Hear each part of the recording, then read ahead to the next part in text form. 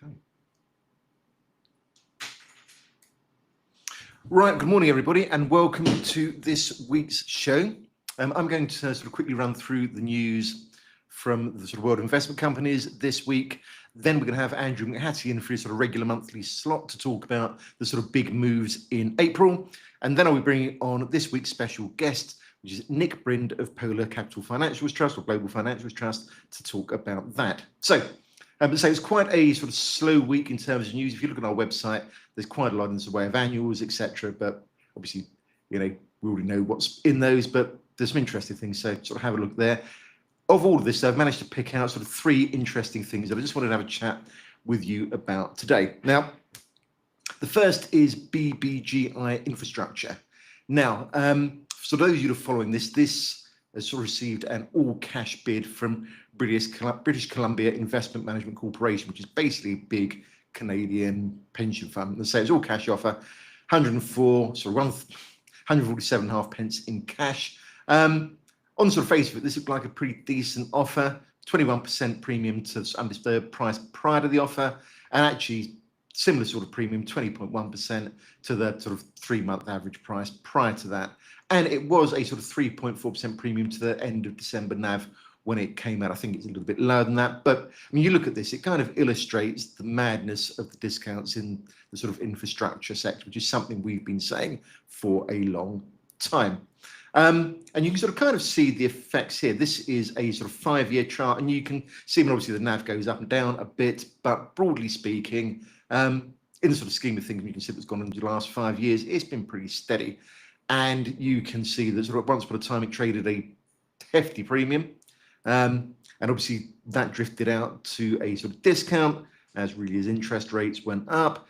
And you can see very latterly that discount has sort of closed right up again. And if anything, the thing is trading at a small premium. You can sort of see it a lot more acutely if we just have to look at this sort of 6-month chart here. Share price has basically tracked right up towards the NAV. Now, where are we at with this? Well, as I say, when the original announcement came out, it said that if they hadn't got all the regulatory clearances in place, I think in 39 days, that they would suspend the offer until that happened. So this did actually see the offer suspended briefly, and that'll pass on 23rd of April. And once again, the offer resumed. But at that point, they said that the take-up was very, very low.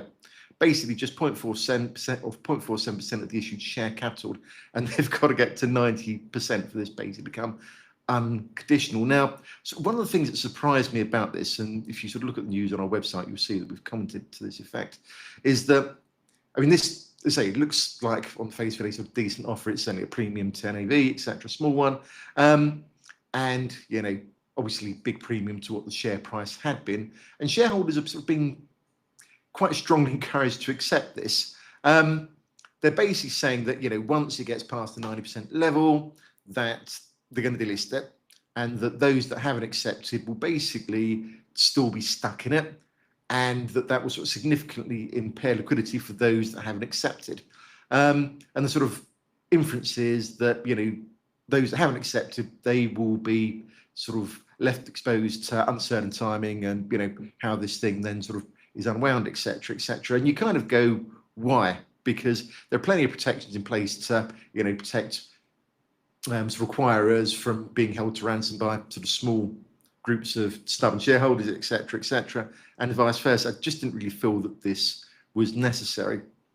Anyway, on the sort of 30th of April, there was another announcement. Let's say the sort of deadline is on the 20th of May, and it's still 2.73%. It is really low. It's really sort of well short of the 90% they're going to need.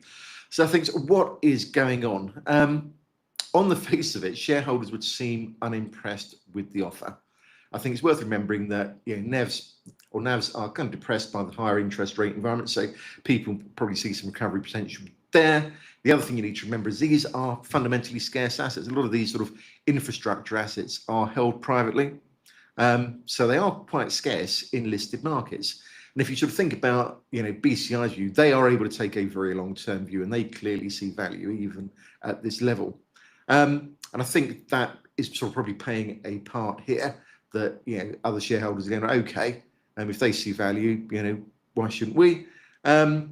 Similarly, in an increasingly sort of certain world, the sort of defensive nature, because all of these things are availability based, but defensive nature of this sort of income generating portfolio is probably pretty attractive. And I think, these are sort of key factors. It just may be that shareholders are not prepared to let these assets go at this price. Maybe they're hoping for a higher offer, or simply, maybe they want to hang on to them if they can't get an improvement on that. But I think it's just going to be one to watch over the next 3 weeks to just see how that plays out. Next thing I just wanted to very briefly touch on is Geiger Counter. For anybody who follows this closely, it has a sort of subscription rights mechanism. So once a year, you have the opportunity as a shareholder to subscribe for shares on a sort of 1 for 5 basis at a price equal to the undiluted NAV, basically the year before, so on the 1st of May. And the sort of date that you've got to do this within is within 7 days of the 30th of April each year. So we've just passed that. In essence, shareholders would have the right to buy it at, the NAV last year. Now, the really interesting thing, you'll see this on the sort of next slide when I sort of show you what the share price and NAV have been doing. But Geiger Counter says they've received applications for 102,000 shares at 74 and a half p pretty much. But the board is not proceeding, and it's going to return cash to shareholders, and this is basically why. You can see that this is sort of a 3-year chart. Actually, the share price today is way below that. And actually, the NAV has been above that a couple of points in the last 3 years, but actually share price hasn't been anywhere near like that during the last 3 years. So, it's kind of sort of hard to see why this has happened. But the board says that, it doesn't think that issuing shares at a significant premium to the market price, let's say last close was 34.58p versus the 74.58p, is not in shareholders' interest. So I think, Geiger Counter board is clearly looking after its shareholders. As I said, if you look at the slide I showed you, it's hard to see how that's happened. Obviously, this has been in the sights of Saba, as we know, and it feels like, some shareholders, and say, quite a few shareholders over the years, it's got a very loyal following. Once again, bit like BBGI, these are scarce assets, and I think they may well just be solidarity or showing solidarity in the face of Saba. Now, I think the other thing to remember is that because these are scarce assets, the only other sort of significant comparator, certainly that's the more pure play, is Yellowcake. And if you look at this over the longer term, Geiger Counter has outperformed that by, a sort of significant margin. And I think that is, probably why people are keen to keep it going. Next thing I wanted to talk about was Middlefield Canadian Income. We had an announcement from them this morning. This is really unusual. I think it's probably unprecedented. So basically, what they've said they want to do is offer a rollover into a new actively managed LSE listed UCITS ETF. So what would this look like? Well, you can have a sort of voluntary winding up of the sort of company with a choice of either this new ETF or a cash exit close to NAV, or shareholders can elect for some combination of the two. This new ETF is going to be supported by Han ETF, which is well known in the space. Same investment objective, so high income, long-term capital growth, basically from what the manager describes as high quality, but fundamentally large cap Canadian equities that have basically got strong dividend profiles. So dividend payers, similar sort of setup, is going to pay quarterly distributions.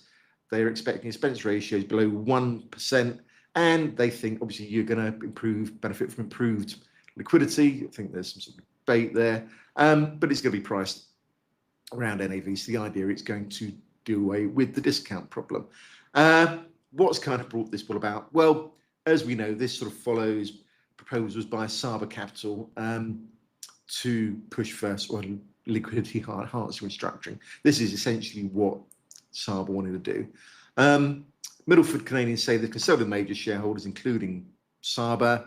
They've considered sort of other closed-end alternatives. The board has determined that this sort of ETF structure would be the best thing. It would address the persistent liquidity constraints and the discount to NAV.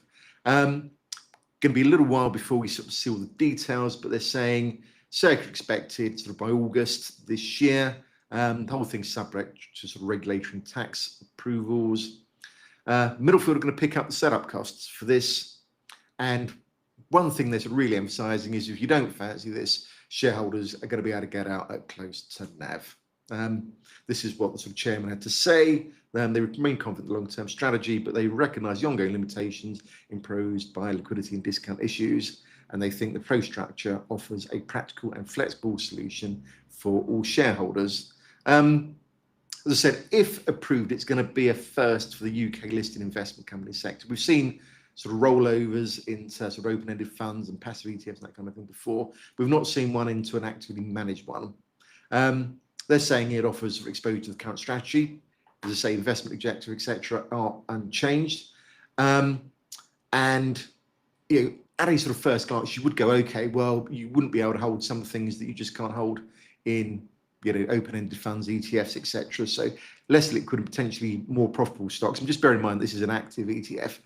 You're not going to be able to go there. But in this case, this is large cap focused, always has been. So it's probably not an issue. One of the guys did some sort of quick look at the portfolio this morning, and from what we can see, it's not going to hit any of the UCITS exposure limits, so that should be fine. As I say, it's going to be priced at NAV, so that's going to remove the whole sort of premium discount risk, and obviously lower charges, so could be potentially quite good. What is it going to lose though? Because obviously there are benefits to the closed-end structure. It's certainly going to lose the sort of ability to gear through borrowing. And just looking at this, I think our net gearing at about 18%, 18th of March, quite significant gearing. Reason is it uses this to support the dividend. It's the classic carry trade. It can earn more than it's costing it to run the debt. So that's going to be a thing, but it says it's going to look to use derivatives instead. Obviously, that's going to have to be in the form of total return swaps, so effectively it catches that income. And it's going to lose its independent board because that's the way these funds work. And it would lose if it was a sort of slightly different setup. It would lose the ability to hold a revenue reserve, but actually with its sort of Canadian structure, that's not a thing. So that's actually not a case. But it's if we see more of these, it's going to be sort of things to think about. Now I think we're sort of done with that. I think I'm going to bring in Andrew now. Andrew, you there? Yes, indeed. Thank you very much indeed, Matt. And some really interesting news there, actually. That was so interesting that Middlefield is going to lose its independent board, because you just gave that terrific example of the importance of an independent board with Guy down to looking after its shareholders there, and preventing them from losing money. So absolutely. There we are. That's part of our structure. So good. I'll talk about what's happened in the market this month. And I think you're looking after the slides there, Matt. Yep. So it was a very strange month, of course, April, because it started, didn't it, on the 2nd of April with Liberation Day, this introduction of these extremely high tariffs by President Trump. Obviously, the market took fright. And this chart here shows you the reaction of the investment company sector over the month. And it's a really tremendous illustration, I think, of the old stock market adage that stock markets take the stairs up and the escalator down, or the lift down. So we had this very sharp fall followed by this steady recovery. And actually we're largely back to where we stood at the beginning. So the net impact actually, as it happens over the month, is not that great. And we'll see that in the movers actually, where I think overall the movers were comparatively modest over the month. If we have a look at the list now, you'll see that 3i Group is at the top there. More excellent news from its holding in Action, and that's just been such a tremendous performer over a long period. And otherwise, I think actually a fairly muted showing overall, not too much in the way of very large movements. But there are a couple of sector themes here that I think have emerged. And there are two sectors in particular that have shown actually quite decent gains over the month. One is REITs, and you'll see a number of REITs on the list there. So This has been a sector that's obviously seen so much corporate action, and we've seen more this month with the bid for, or the proposed bid for, Urban Logistics REIT, and that sector has really been very much at the forefront of what's happening in the corporate activity.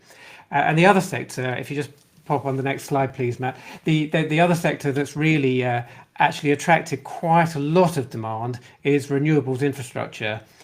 Which, if you've been keenly following this show, you'll know I've been talking about for a while as being exceptionally cheap, offering exceptionally high yields, and really we've been waiting for this demand to come through. And I think this has really been triggered by these macroeconomic events and by the Trump tariff tantrum, because actually that's encouraged people to buy these kind of shares, I think. So that's the risers, and I'll talk about a couple of those in a moment. If we have a look at the fallers over the month, again, actually comparatively muted. I feel actually the sector really did behave quite rationally and calmly over the month. We didn't get really wild swings in pricing. And there was a small part of me that was a bit disappointed in that, because I was hoping to find some interesting price anomalies and some trading opportunities. Actually, there were fewer than anticipated, I think, because pricing was quite rational. And here there were some declines, as always, of course. But again, I think there's a definite theme here, which is that a big chunk of these declines were very much as a direct result of Trump's announcement. So we've got trusts investing in Vietnam, in China, in US smaller companies, and also in shipping. Again, if we can just show that on the next slide, please, Matt. We can see actually that they account for probably half of those major falls. So the definite theme here was that in the investment company sector could not escape what was happening in the wider market. And it reacted, I think, in a very rational way. So to my mind, actually, those declines that we've seen seemed actually quite reasonable, and there wasn't very much mispricing going on. So I'll move on and talk about one or two of those special situations where we've seen rises.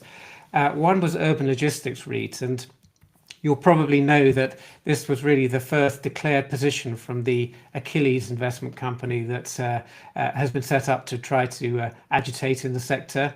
And Urban Logistics REIT received a proposed bid over the course of the month. Just in the background here, we've got the year-to-date chart, so you can see there was this bump up in the share price. Now, this hasn't been confirmed yet, but I think it's probably likely to go ahead. That's just a matter of the due diligence being completed. Of course, these things are not certain, and as Matt was talking about with BBGI infrastructure, even when the bid is actually announced, it's not necessarily going to be accepted. We should probably get some more news on this next week, because the next deadline for London Metric Property is the 9th of May. That's the put up or shut up date. So we'll probably get a confirmation there. And the deal is a share and cash mix. And you're eligible to receive the next dividend if you're an Urban Logistics REIT shareholder. So if you add all that lot up, the total comes to 155.35 pence. What interests me is that the shares are a little bit below that at the moment. They're 146.3. And so if you believe that the bid is going to be made and you believe that it will go through, then you've got a potential uplift there of 6%. And that was also interestingly true with BBGI infrastructure, that if you believe the bid will go through and you can get 147.5 pence in cash, then actually buying now in the market at 142.2 gives you that little margin for potential profit. And I think ordinarily you might not be that interested in these really small arbitrage opportunities, but perhaps there's a reason for thinking about those now, which I'll come on to. But anyway, that's the current position with Urban Logistics REIT. And the next one I'd like to talk about is Harmony Energy, the battery storage trust, where we were waiting for the bid to come. We knew this was likely, the company was up for sale. And the first one came through from Foresight Group at 84 pence per share in cash, which seemed like a great deal, actually. And you can see in that chart in the background, there was a good uplift in the share price there.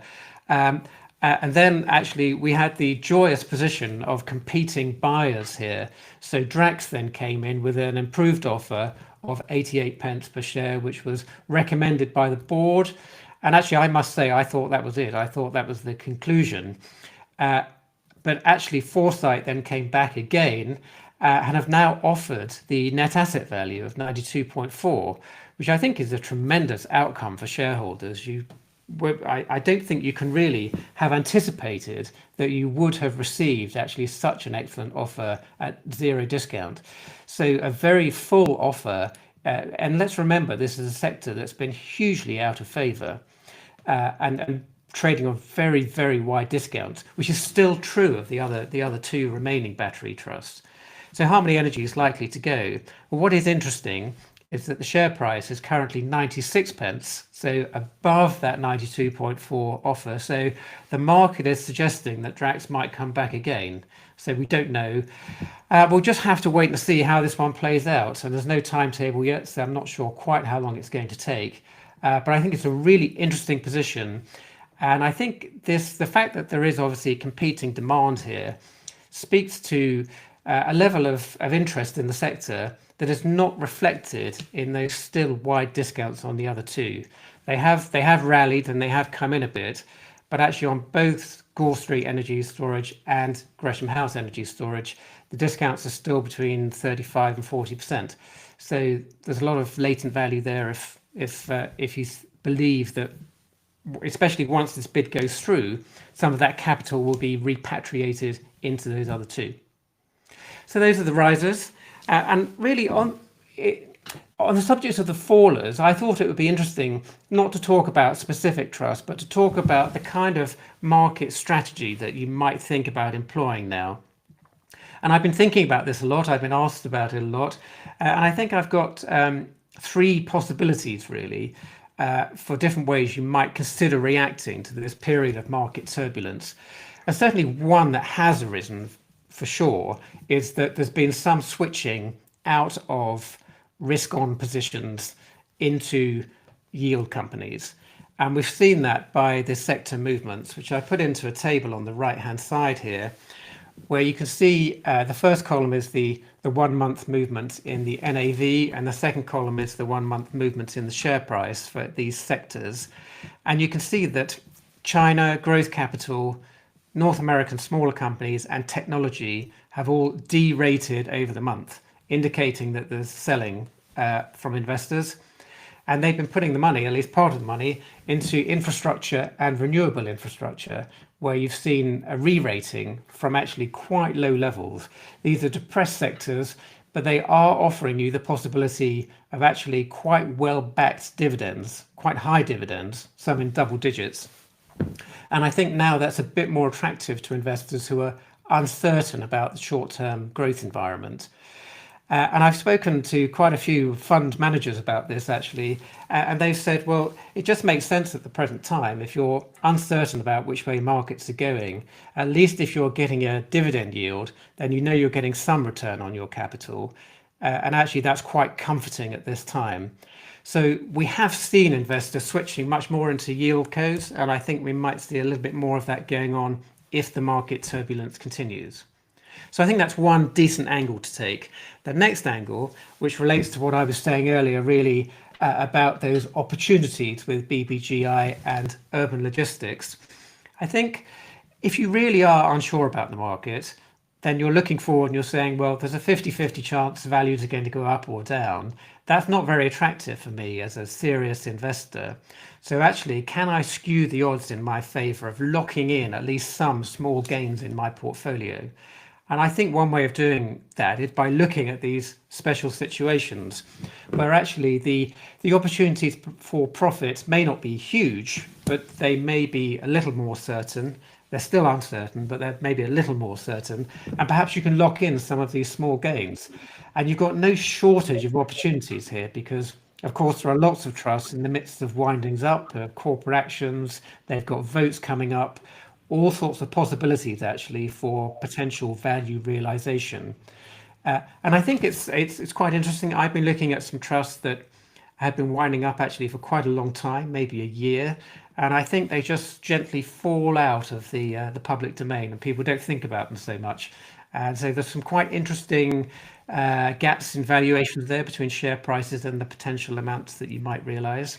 So, whilst there's no guarantee with that strategy, I do feel at this present time it probably does make sense if you're quite an active investor.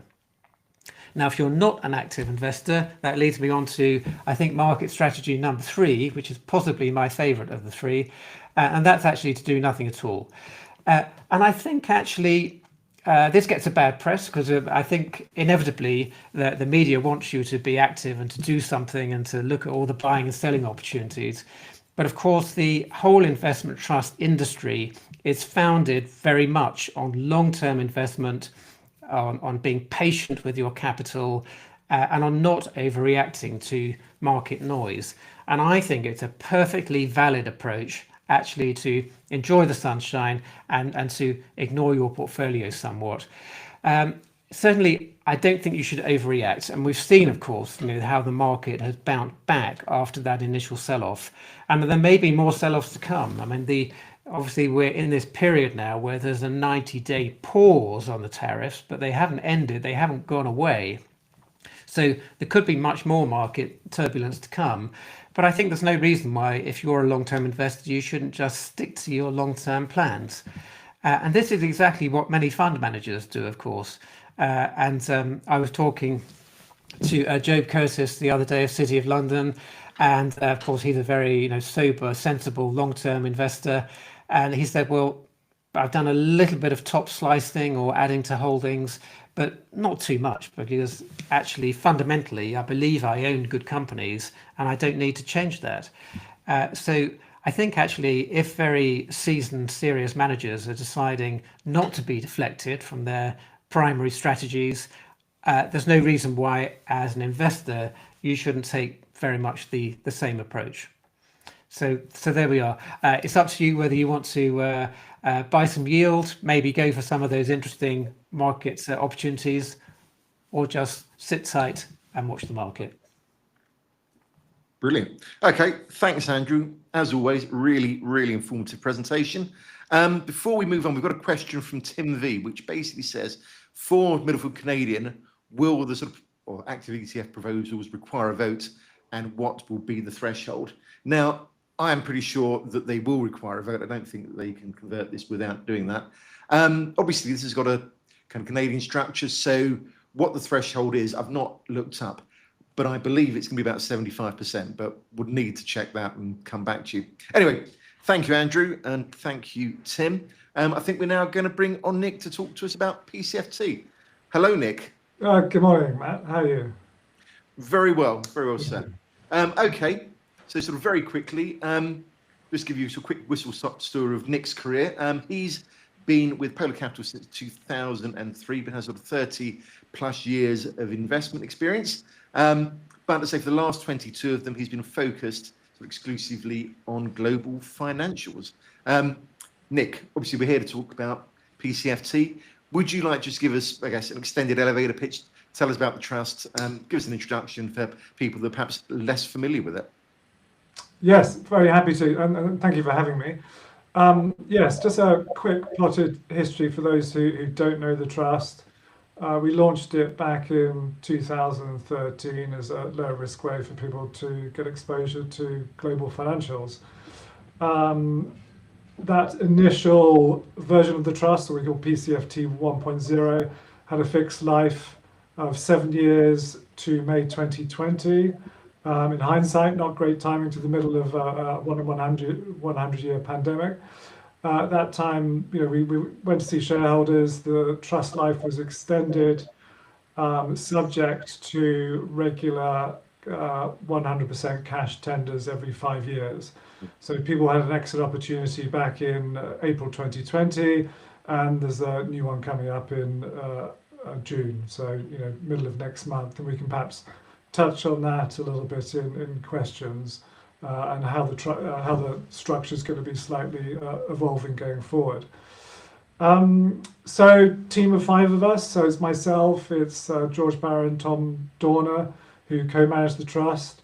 and was supported by Nabil Siddiqui and Jack Deegan. So a lot of experience covering financials within the broader Polar Capital team. There's other colleagues that focus on the sector, whether from a sort of sectoral basis, we have an insurance vehicle, or geographic. So there's a lot of resource there to play off. And how's the trust performed since, if you go over to the next slide, since the last tender offer? And this is what's really pleasing, is for those that supported us 5 years ago, or bought in shortly after the recovery from the pandemic, you've actually done really well in financials. So they've outperformed over 1, 3, and getting up close to 5 years. And whether that's against value indices or global equity markets. And even year to date, with the volatility we've had in markets, financials are up, this is in sterling terms, just shy of 1%. Global equity markets are down around 6%, and US equity markets down 10%. So that's very surprising. It's not often, normally you'd expect a market sell-off for financials to underperform, reflecting their sort of cyclical nature. And this time they haven't. And I think that sort of will come on to why, I suppose, sentiment towards the sector has been improving, why we think they're well positioned going forward for the next few years. So if we go over to the next slide, just touched on discrete performance, and then over the next slide. So I suppose the key is, it's just a quick reminder, what are you getting when you buy shares on the trust? Global financials, second largest sector after technology. And on the right, we sort of peeled apart what's within the sector. People often sort of think about it as very banks dominated.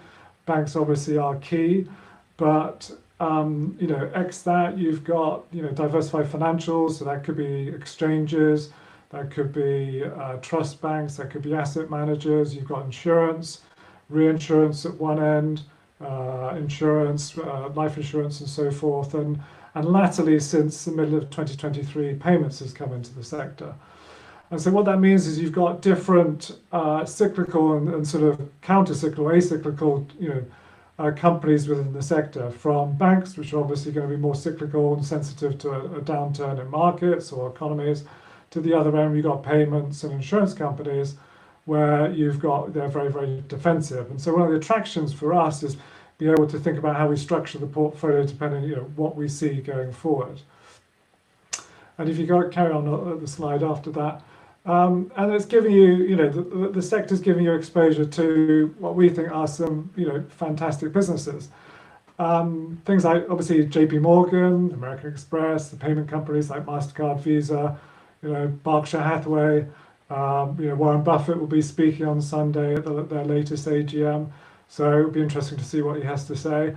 But outside, some of those large incumbents that have huge sort of moats, oligopolistic sort of characteristics, incumbency advantage that some of these big financial businesses have, there's a lot of other more interesting ones lower down, whether you look at the banks, insurers, diversified financials, or payments. And that's where we're trying to find a little bit of extra alpha for shareholders, and perhaps tomorrow's long-term winners.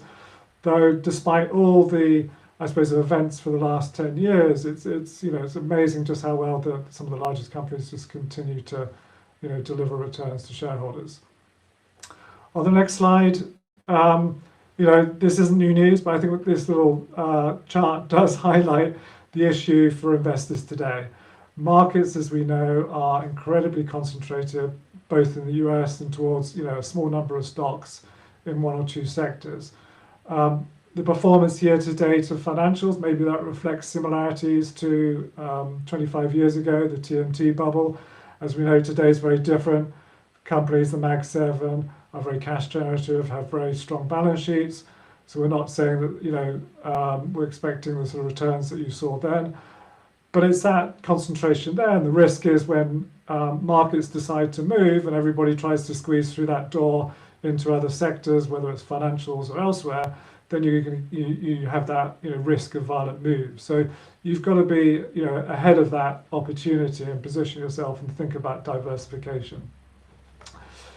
The next slide, I suppose, is well known to anyone who's been around in markets for more than 15 years. Financials by default, it's a value sector.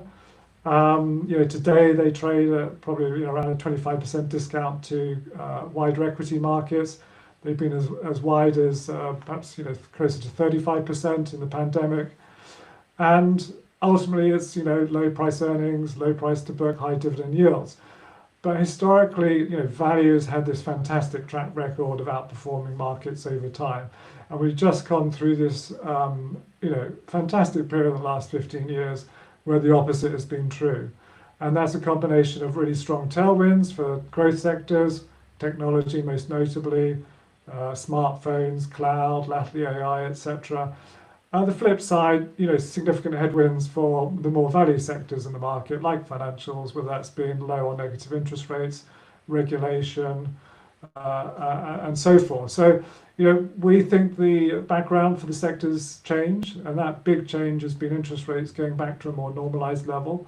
That's markedly changed the profitability of the sector, and consequently, it reflects why the sector's been performing really well over the last couple of years and why we think that's sustainable from here. Where do we see value? These are just some of the themes that we think are really interesting at the moment, and we'll drill into some of these in a bit more detail, and how the sort of allocation that we have within the trust. So, U.S. lenders, obviously, U.S. financials have benefited from U.S. exceptionalism, cheap energy, deep capital markets, a growing economy. But there's an interesting angle here about obviously regulatory headwinds now becoming tailwinds, not just in the US, we'll touch on that. Exchanges and platforms, so we've got more exposure at the moment to them. Again, beneficiaries of activity in financial markets, volatility as well, some of them benefiting from that, also the growth of data. European banks, it's the phoenix that's risen from the ashes along with Japanese banks. That significant improvement in profitability that's come through there. We don't think that's completely recognized by markets. We think there's more to go for there. And at the other end, insurance, we like it, we'll go into that, it's counter-cyclical. And then more recently, we've been adding to emerging markets. Perhaps the surprise winner from what's going on with the tariffs at the moment. So cheekily on the next slide, so what's happened with the incoming Donald Trump administration? So the Consumer Financial Protection Bureau is now up and running, but the new appointee to run that, some of his first decisions was to tell them to turn off the website, to stop all investigations that are going on. Now, the website's back up and running. We're not saying that, the degree of sort of regulatory, we're not going back. The pendulum's not swinging back to what we had before, 2007. What we're saying is you're going to get a much more constructive relationship between financial companies and regulators, rather than being the combative one that we've had before. And that has significant positives for the sector going forward around transparency, about capital return, about profitability, about overlapping rules that just add cost. But not just in the US, you've seen it here in the UK, and you're seeing it in Europe. Policymakers are belatedly waking up to actually how damaging some of the regulations are that have been put in place post-crisis. Put in for a good reason, but quite often, the level of technical detail and what that's doing to, perhaps put chains on underlying growth in economies is detrimental, and we need to find the right balance. So that should be, it's going to be, we see that as a positive tailwind going forward. On the next slide, just a quick check. What were valuations like pre-GFC? They were materially higher. We were certainly not saying they're going back to, the levels of 3 times book, for US banks as shown in this. But what we're saying, in a more transparent and positive environment for the financial sector, then we think that helps reduce cost of capital. That helps reduce the environment for the sector to make improve returns from here, and one where actually people look at it for more positively and leads to higher returns going forward. Just on exchanges and platforms, just a couple of trends here on the left. Again, you go back 10, 15, 20 years, if you bought shares in NASDAQ or London Stock Exchange or Deutsche Börse, you're very exposed to the volatility and turnover in capital markets. So markets going up was a positive, markets going down was obviously a negative. A lot of these businesses have shifted, into data, particularly indices. So every time you buy a FTSE 100 tracker, a fee is going to London Stock Exchange. Same for the NASDAQ, and we can touch on S&P and MSCI as other businesses in this segment. But also just software. So they're much more. They're less cyclical businesses they were, and they're continuing to see strong growth, that demand for monetizing that data sets that they have and the services they can provide to their clients. On the right, just growth through the sort of democratization of saving and investment trading. So we've put interactive brokers down here as an example, and we continue to see that go. Flatex de jure is another example that we've liked. And then sort of over the page, touching on European banks. I mean, they've done fantastically well over the last few years, reflecting that significant improvement in profitability. Interest rates going from negative to a positive number has led to margins expanding, to return on equity going up, and the share price has done well off the back of that. And despite that, they're still not far off historic discounts to the wider equity market. Today, it's very, very different to what it was 10 plus years ago. Across the banking sector, balance sheets are, significantly stronger. They have much more cash on their balance sheet, liquid assets. They're taking a lot less risk than they were 10, 15, 20 years ago. More regulation around mortgage lending or whatever it is, more of that. All those riskier assets that they might have lent against before, it's been pushed off banks' balance sheets. And you're seeing an increased return on capital through buybacks and dividends. And ultimately, if interest rates stay at a more normalized level, maybe in the Eurozone, that's 1.5% plus, then these banks are going to continue to make actually good returns, and for that reason we continue to like them outside short-term volatility. And then on the next slide, on to insurance. So again, the insurance sector has benefited from the rise in interest rates. Insurers we like, they're less economically sensitive because claims are driven by accidents and weather-related losses. They earn their money two-way, one from their underwriting returns, as long as the premiums they take in are more than the claims they have to pay out, and secondly, investment returns. So that float they keep there to pay claims. So with the rise in interest rates and bond yields, suddenly insurance companies aren't making more, making good money again. And at the extreme, we put here reinsurers. Reinsurance rates have gone up a lot because of higher claims driven by more catastrophe losses in recent years. And even what we've highlighted here, even though you've started to see reinsurance rates start to roll over and come off this year, actually we think they're going to continue to make some good returns looking forward, and they act as a nice counterbalance within the portfolio from a risk perspective. Just looking further out very quickly, just some of the themes going on, which we can touch on in Q&A. We touched on some of this democratization, about savings and investments, but private markets. We had a big weighting to private markets at the beginning of last year. We've pulled back quite materially, because those businesses have done really well. But long term, we like them. They continue, to see strong inflows, as money shifts from public to private markets. Yes, there'll be volatility around their returns, but we don't see that ending anytime soon. Data monetization, we touched a little bit here. Artificial intelligence. Banks and insurers are the two, according to a report from Accenture, probably the two biggest industries that are going to benefit most from the ability to cut costs. It's all those processes, the data they carry. So again, we're starting to see some use cases come through of where banks and other financials have been able to cut costs, whether that's onboarding clients, whether that's AML. So again, an opportunity there. And in payments, again, great, nice, boring companies like Master and Visa, but also there's some new entrants that have come in, like Stripe and Adyen, that have disrupted on the payment side, and others there. So that's always continues to be an interesting space. And then just to quickly wrap up the last two slides, valuations. This is a few months out of date. Obviously, we've had a correction.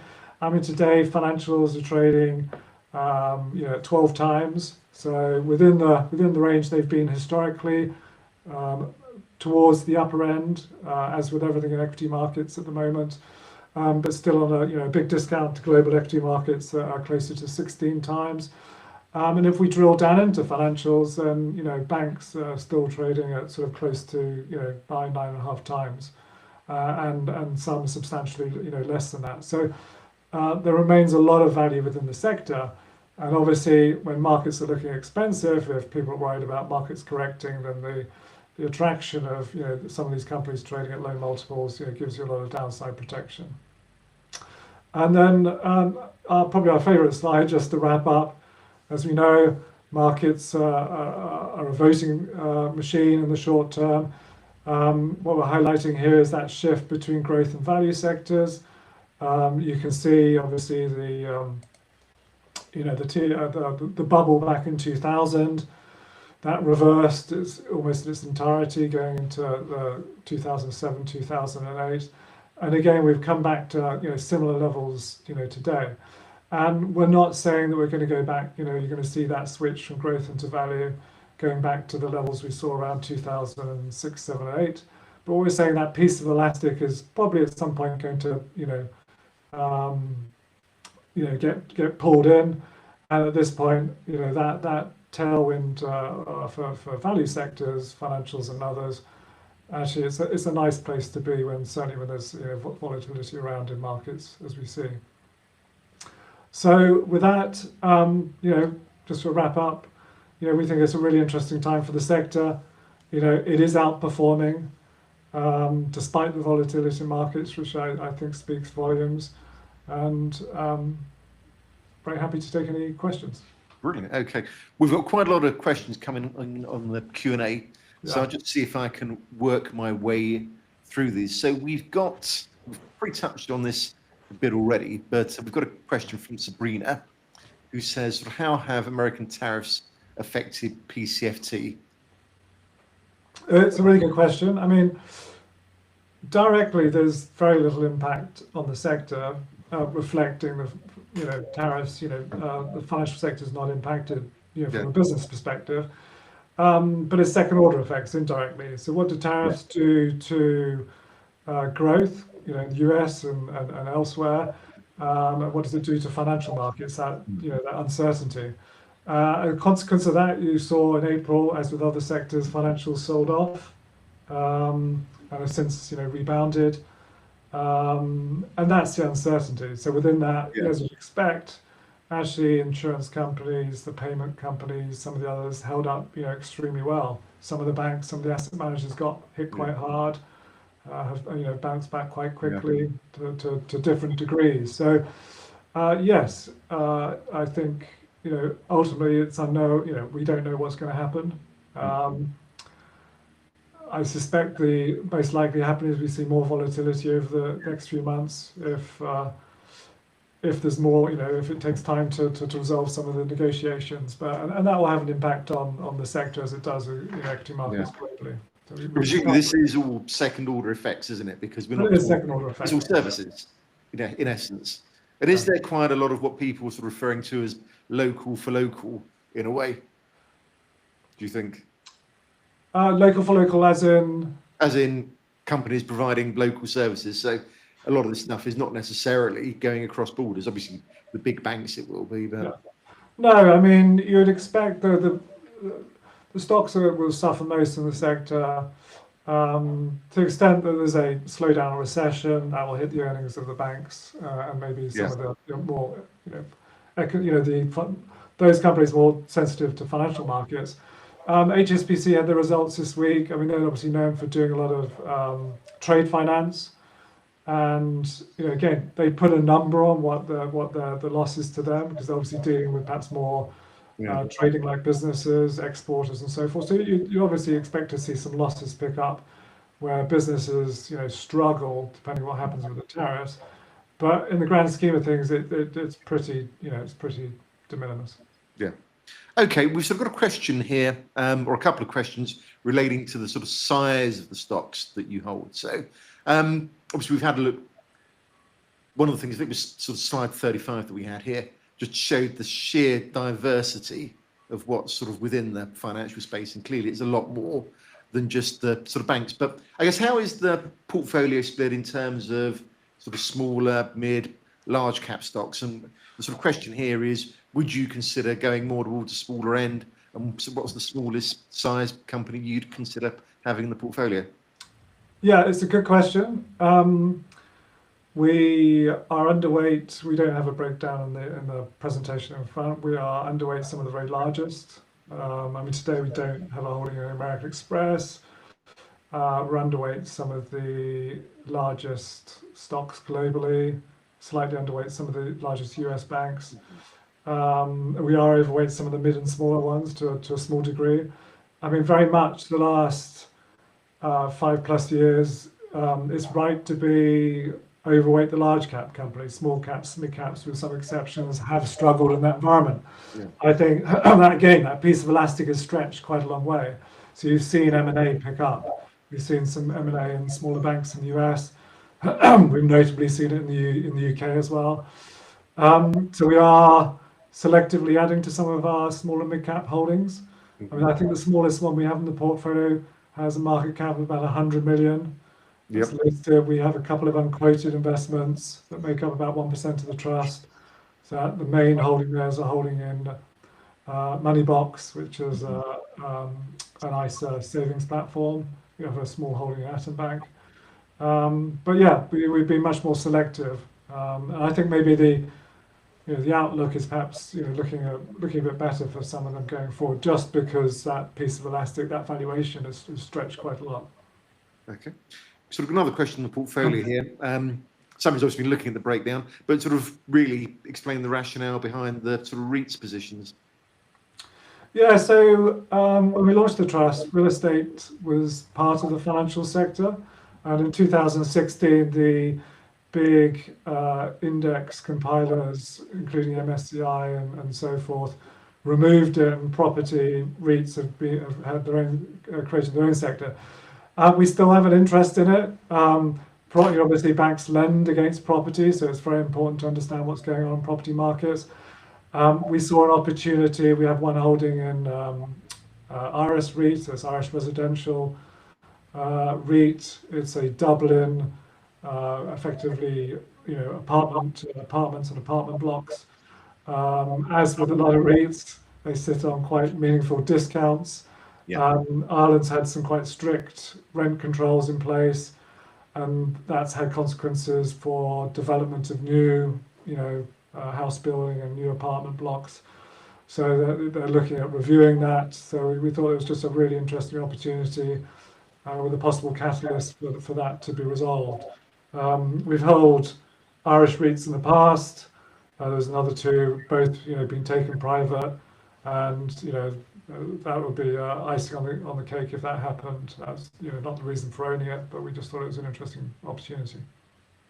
Super. There's a couple of questions here that I think probably sort of go together. Somebody sort of said, what strategy is in place to keep the sort of trust discount narrow? And somebody said, can you talk about the sort of upcoming 100% tender offer? So when we launched, when we did the reconstruction back in 2020, we always felt it's really transparent, it's really fair to shareholders that trust us with their money. Is that we equally offer them an opportunity to make sure they can exit at some point in the future at NAV, less a small amount for costs. So we set it up. Every 5 years there's a tender offer, 100% at NAV less costs. So that's coming up in June shortly. And the intention obviously is to, to continue that 2030 and so forth. The other changes that have been put in place is going forward, it's an income growth mandate. Going forward, there'll be enhanced dividend. Mhm. So the dividend today is 2.5% or plus or minus thereabouts. Going forward, it'll be 4% of NAV, say paid 1% a quarter. So increase in dividend there. We think that's a positive. Most of that can be met from revenue, but where it can't, we'll pay it out from capital reserves.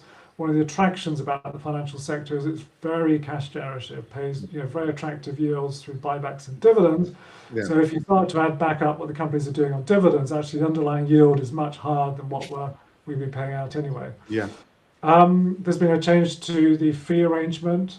So going forward, there's currently a performance fee. Going forward, that will be dropped, and we'll be moving to a tiered management fee going forward, of which 50% of it will be based on the layer of NAV or market cap. So again, aligning ourselves with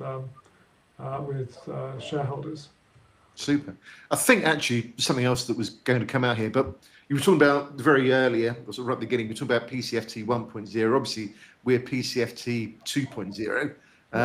And obviously the next stage is going to be PCFT 3.0. I mean, presumably you've just covered all of the main aspects of what we're talking about with PCFT 3.0, or is there anything else? No, I suppose the one thing we should highlight is that change in dividend policy does give us much more flexibility to tilt the portfolio towards slightly more growth stocks if we want, or vice versa. We happily go more into value high yielding stocks. Yeah. We don't have to buy something because we need to buy something for its yield, to therefore generate the revenue to pay out on the dividend. So that just gives a little bit more flexibility around managing the portfolio, and we think that's very helpful, should be very helpful going forward from stock picking. Yeah. I suppose in relation to that, you obviously financials are cash generative, sort of sector tends to also pay decent yields. And obviously the yield on the portfolio is going to vary depending on where you see the opportunities and where you tilt at any one time. But what's the sort of typical range? What would we typically expect the underlying portfolio to be yielding? Or what's it yielding roughly? It's a good question. I mean, historically, we've generated, the underlying portfolio has been around 105, 110% or whatever, with them paying out once you take off costs for running the trust. That will move around. So where are we taking off? So that might be an underlying yield might have been in the sort of low threes currently. So what it does mean is we can shift more into emerging markets or payments or whatever. So that could come down into the high twos, the underlying portfolio, or maybe it can go. If it goes higher, then we don't have to worry about anything. That obviously facilitates dividends anyway. We've talked about the sort of enhanced dividend. I mean, what is the structure of that? So the structure is it's 1% of the NAV every quarter. Yep.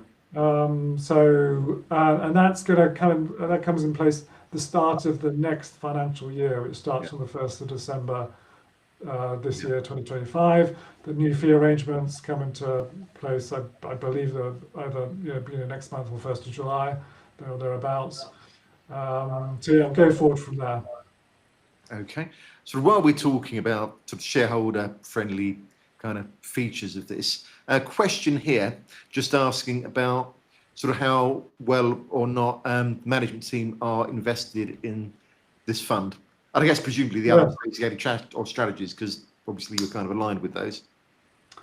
Yes, we all own shares. We live, breathe, love, hate, the sector 24/7.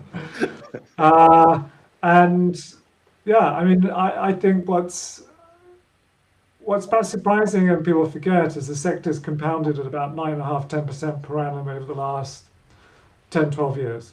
Yeah. So this is a sector that's been in the stocks for most of those 12 years, with mud being thrown at it, negative interest rates, in some cases the UK banks, obviously the cost of PPI, etc. The huge increase in regulation over that period. 1 in 100-year pandemic. I think that's quite telling. Yeah. So going forward, that makes us pretty constructive. Yeah. I suppose just on the regulation, obviously, Trump has made a big thing of sort of relaxing things, and clearly there's been a lot of talk for other financial centres to remain competitive. As we've hear a lot of people in this space complain about that the sort of pendulum has swung too far the other way, and there's sort of lots of very good examples of that. Yeah. How you said obviously you don't think anything is going to go back to sort of what it was, but how sort of comfortable are you that we're not going to end up sort of back at the Wild West? And I guess how do you navigate your way through that? I mean, to my mind, you almost want somebody looking at this professionally if you are worried about those kind of things.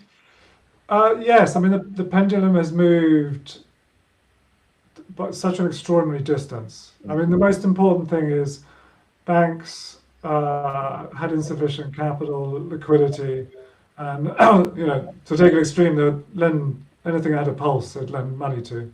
In 2007, Northern Rock, it was doing mortgages at 125% loan to value. I mean, today with mortgage market, mortgage regulation, regulation on buy-to-let, and you have this is across not just the UK but many countries. Yeah. People aren't talking about reducing capital requirements. It's more a case of the answers. If there's a question, the answer is not more capital every time. Some of the stress tests have never been very transparent, and this has been an issue in the US. Never quite sort of the logic of, okay, why is that bank being hit by a bigger drawdown on its capital under stress scenario X or whatever. And so it's just being a much more collaborative, thoughtful, thought through way. What's good both for the financial system from a stability point of view, but facilitates banks and other financials as being the intermediary between savers and borrowers, those that need to invest and those who have money to put away. And there's, as we all know, there's I mean it's a minefield. It's an alphabet soup of acronyms that's meaningless to people outside the industry. Ring fencing, the latest one in the UK, question marks about that, all done with good reason. Does it actually make the system any safer? So all those things I think are worth being reviewed.